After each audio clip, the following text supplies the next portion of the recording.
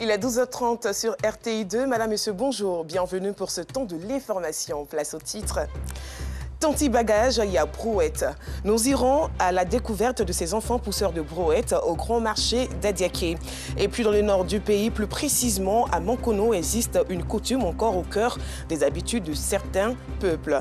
De quelle coutume s'agit-il? La réponse dans quelques instants. Bien avant, démarrons ce journal dans la commune d'Adiaké. Ils sont pour la plupart âgés de 10 à 14 ans. Ces gamins de la cité de la Pirogue se faufilent brouette en main entre véhicules et piétons à la recherche de bagages à transporter contre quelques pièces. Tanti bagage, ce tueur sournois d'avenir, c'est dans le carton rouge commenté par Alassane Parguin-Trabo. Adiaké, localité située à environ 90 km d'Abidjan. Les populations de cette ville font généralement leurs provisions les mercredis. Ce jour, considéré comme jour de marché, toujours bondé de monde. Au klaxon des véhicules se mêlent les cris des gamins dont l'âge varie entre 10 et 14 ans qui s'égosillent, tanti bagage, ya brouette. Ils proposent leur service pour le trajet des bagages des clients contre une rémunération allant de 100 à 500 francs CFA. Au marché d'Adiaké, la plupart de ces enfants évoquent les difficultés financières de leurs parents. C'est le cas de Prince Édouard, 14 ans, élève en classe de 6e. Je suis sur le marché pour chercher l'argent.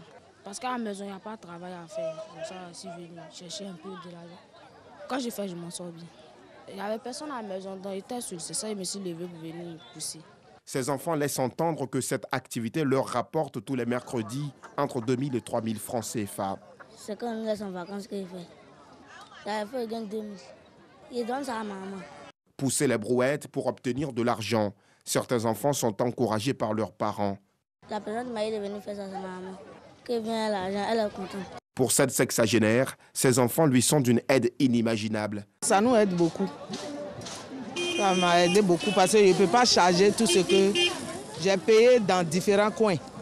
Mais je ne peux pas prendre moi seul pour aller à la gare. S'il m'a pris pour aller, ce que j'en ai, je lui donne.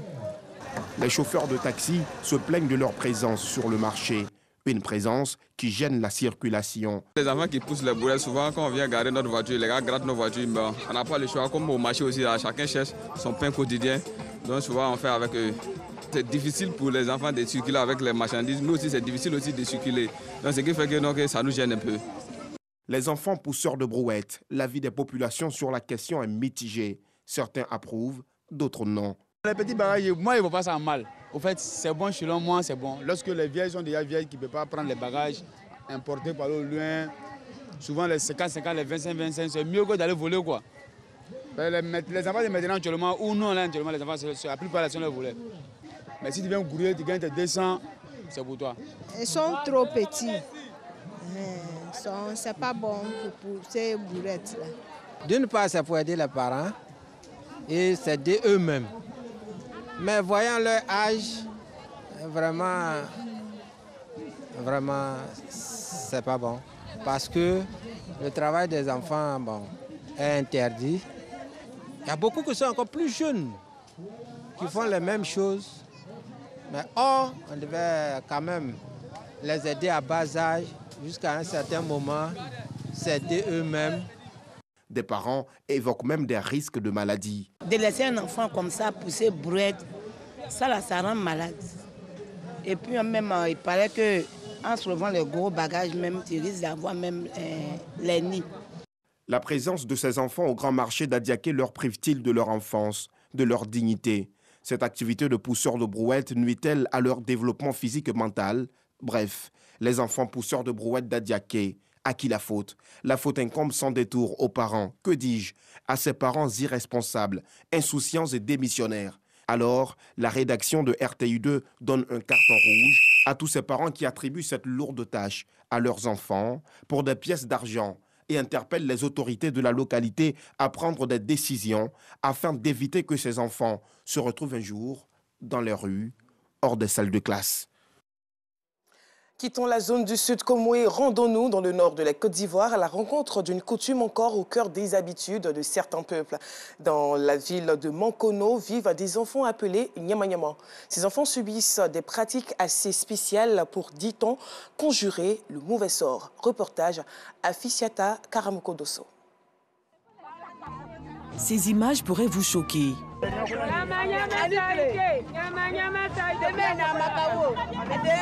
Elle se prénomme Awa, un bébé âgé de 5 semaines seulement.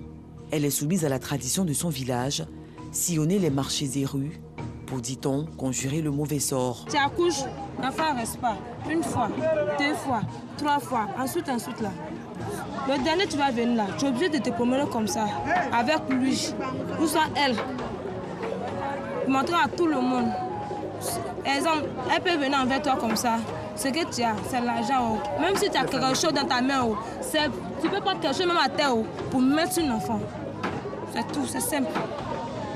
Ça se fait partout, à Mankono ici, à Mao, au Djené, partout. Même à Abidjan, on fait ça. La mère de l'enfant n'est pas autorisée à faire ce rituel. Elle la confie plutôt à une proche. Cette dernière s'occupe de tout. À chaque fois que la maman a une grossesse, l'enfant meurt. C'est le 6e bébé qui est là. Donc chez nous, on fait ça pour que l'enfant ne meure pas. C'est un Nyama là que tout le monde va l'appeler. Comme sacrifice, on le fait comme ça. Cette tradition est connue des populations et même approuvée. Cette coutume existe même avant notre naissance. Nous l'avons trouvée, nous allons partir pour la laisser. À Mankono ici, j'ai vu plusieurs fois qu'un enfant est resté. Moi-même, il y a une sœur qui s'est passée comme ça aussi. Elle vit normalement. Aujourd'hui, elle a 10 ans. Le crépuscule pointe à l'horizon. Les tantes de la petite Awa la ramènent chez sa mère. Elles lui remettent par la même occasion les dons de la journée. La mère vit avec un handicap. Elle est muette. Visiblement émue, elle garde l'espoir d'une faveur divine. Merci, merci. Cette grâce du ciel, Salimata Karamoko en a bénéficié.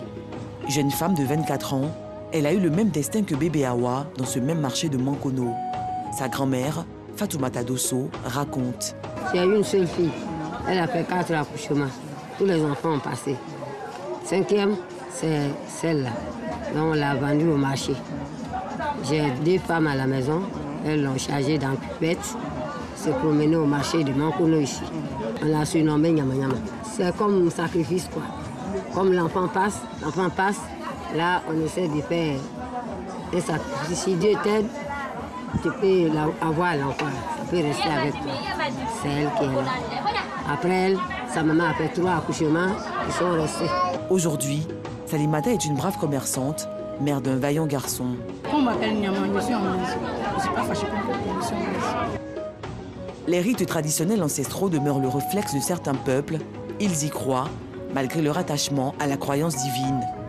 Tout un mystère.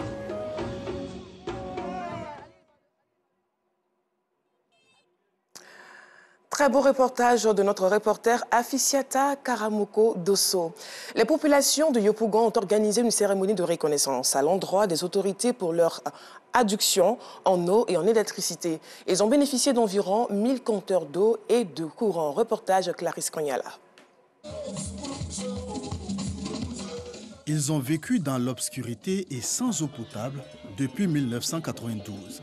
Les filles et fils de 46 quartiers de Yopougon n'ont pas caché leur joie face à l'arrivée de l'eau potable et de l'électricité dans leur commune. Grâce à Dieu, aujourd'hui, sur le programme du chef d'État, Franceville a bénéficié à ça. Voilà pourquoi nous avons décidé à faire cette cérémonie pour lui rendre hommage. Cette cérémonie de reconnaissance à l'endroit des autorités a réuni plusieurs confessions religieuses pour promouvoir la cohésion sociale et le vivre ensemble dans cette commune. Également de donner une grande force aux dirigeants de cette belle cité.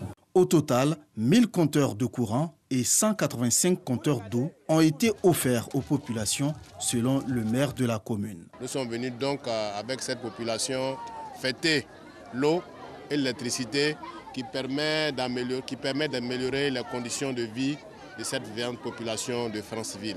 Cette population de Franceville est vraiment reconnaissante au chef de l'État, le président Alassane Ouattara, au ministre d'État Gilbert Koné-Kafana, qui par cette démarche a permis que le programme social du chef de l'État puisse arriver au niveau de Franceville. Ces festivités à l'endroit des autorités a été un moment de joie et de danse traditionnelle des différentes communautés.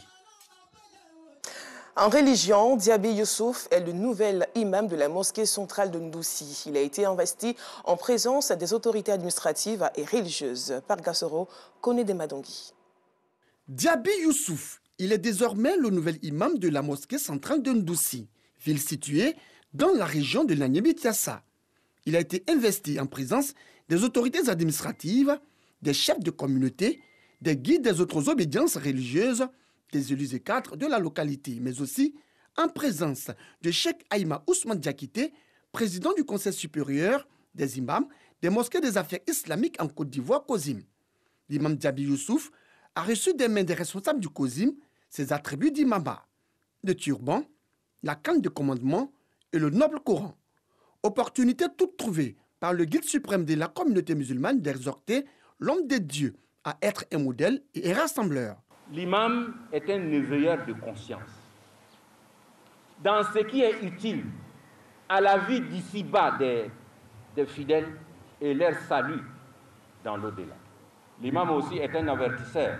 Quand l'imam voit quelque chose qui se passe qui n'est pas bien, ou bien quelque chose qui arrive qui n'est pas bien, il doit avertir non seulement les musulmans, mais aussi les pouvoirs.